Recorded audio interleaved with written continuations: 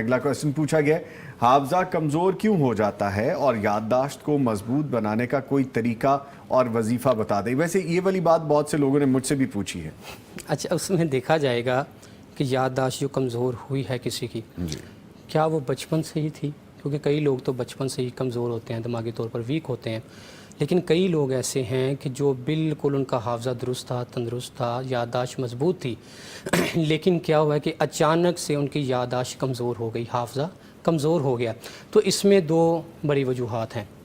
ان میں سب سے پہلی وجہ میں آپ کے سامنے ذکر کرتا ہوں کہ جس شخص پر جنات کا مسئلہ، جو آسیب زدہ شخص ہے، اس کی یادداشت کمزور ہو جاتی. اسی طرح آتا ہے امام شافعی رحمہ اللہ کے بارے میں کہ انہوں نے اپنے استاد سے یہ ذکر کیا کہ میرا حافظہ کمزور ہو چکا ہے، اس کے بارے میں کیا کرنا چاہیے.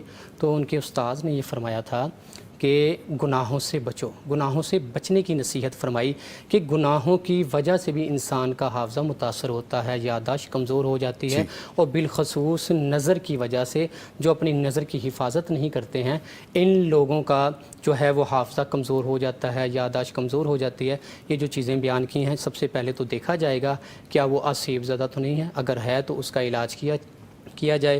اور دوسرا یہ ہے کہ اگر وہ شخص، وہ ہماری بہن، وہ ہمارا بھائی، یا کوئی بھی جو اس مرض کا شکار ہو چکا ہے، اگر وہ گناہوں کی لت میں لگ چکا ہے تو اسے اللہ رب العزت سے فی الفور توبہ کرنی چاہیے.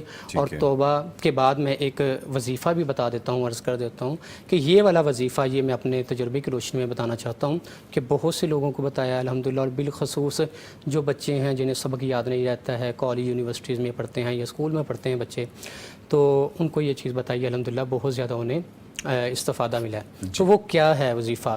کرنا کیا ہے؟ ہر فرض نماز کے بعد اپنے سینے پر ہاتھ رکھنا ہے.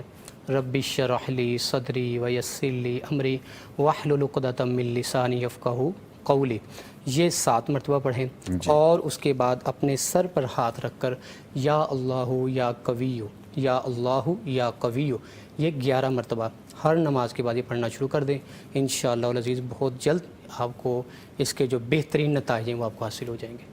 ٹھیک ہے. وظیفے میں مجھے سب سے پہلی بات تو یہ وظیفہ لگی نا کہ آپ نماز شروع کرتے ہیں. دیکھیں جب نماز پڑھیں گے نا، نماز برائی سے بھی بچاتی ہے، وہ بھی بچ جائیں گے آپ. اگر شیطانی مسئلہ ہے تو ذکر اذکار جب کریں گے، نماز پڑھیں گے، اللہ اس سے بھی آپ کو نجات دے گا. ذکر کریں گے، اللہ کو شفا یابی عطا فرمائے گا. ٹھیک ہے.